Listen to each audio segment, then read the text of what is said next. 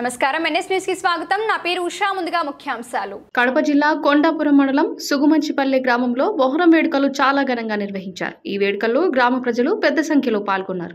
మొహరం సందర్భంగా పీర్ల పండుగ నిర్వహించినటువంటి రామచంద్రారెడ్డి మాట్లాడుతూ ప్రతి సంవత్సరం సుగుమంచిపల్లె గ్రామంలో మొహరం పండుగ చాలా పెద్ద ఎత్తున నిర్వహిస్తామని, ప్రజలు సుఖ సంతోషాలతో ఉండాలని ప్రతి సంవత్సరం ఈ పండుగ నిర్వహిస్తామని తెలిపారు।